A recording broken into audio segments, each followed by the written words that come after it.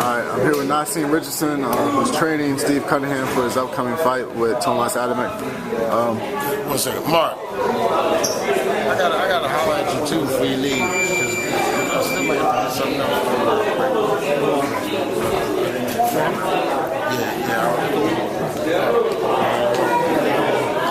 I was just telling you, somebody else I was watching whose arm got messed up.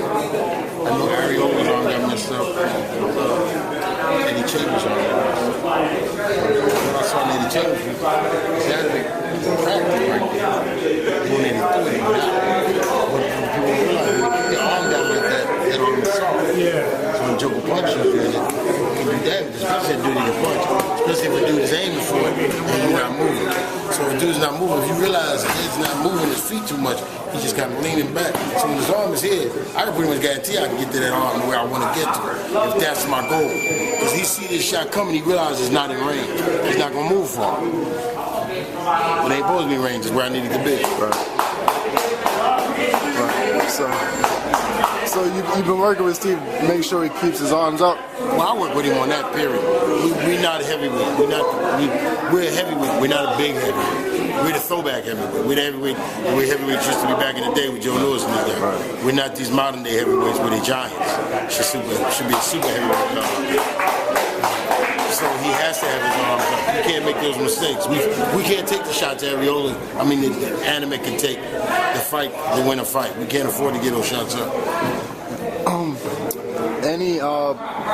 Since the first fight, like, what did you notice in the first fight that Steve did that you all have tried to correct going into the rematch? The mistakes he made in the Adamek fight were mistakes he was making, period. Adamek just capitalized on it. So we had to correct those mistakes, and we have to sharpen up everything he does, because we realized if he got away that long with making those mistakes, nobody else capitalized on it. Any mistakes he made now, Adamek is going to capitalize on it, so we have to limit the mistakes we make, period.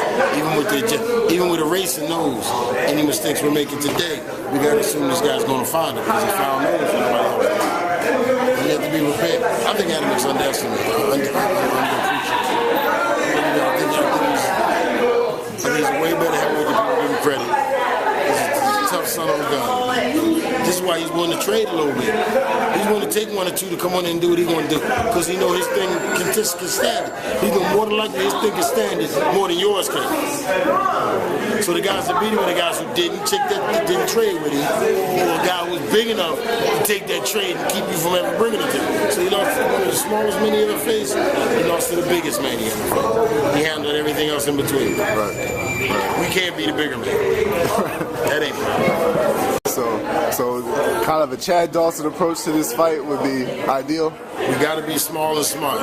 My thing is, if he is smart and sharp, he has to be smart and sharp with no mistakes, because he is quicker than the average heavyweight. He's bringing that light heavyweight speed up with him, so he can go to his light heavyweight speed when he needs to. So he's quicker. He wasn't a fast light heavyweight, but a slow light heavyweight is faster than the heavyweight. Right. So he does bring that in, and he punches in combination because he can. If you notice, most of the European fighters, a lot of their defense is embedded in their chin, in their ability to take a shot. The Ricky Hattons, the Carl Froches, the Calzaghes, they dive in. They take 1 or 2 to come in. You may put them down, but they'll get back up and they'll dive in again. They'll take 1 or 2 to get theirs on, because they know they grew up in the gym more used to that than you are. So they know the United States guy is. The European guys will fight any safety first fight. They got any fighter who they know is safety first. That's why they came. They wanted to jump on a Mayweather. They wanted to fight a Bernard Hopkins. They wanted to fight any guy who they know has a great defense and really rehearses behind defense. Because they want to pull you out of the defense, and they know that their offense is just wide open. So Bernard drops the guy. So this guy jumps in, boom, Bernard drops it. Because they bring that, but they'll keep bringing it. Will you keep dropping it? Because I'm gonna keep coming like this. Adamek and Steve, they fought 4 years ago. They were in their early 30s. Now they're in the mid 30s. How is age going to come into play in this fight? They both had some wear and tear. They both has had the canvas signs on their ass since they've seen each other. You know what I mean? But you have to understand that Steve is the more comfortable. welterweight when Adam came into the weight. Now Adam is the more comfortable heavyweight that Steve comes in. And a lot of that may play a part of it too. And I don't think I underestimate Steve, and I know we're not at liberty to underestimate. We can't underestimate what you guys would label a bum heavyweight. We can't underestimate. Y'all can say, hey, Bert Cooper's making a comeback.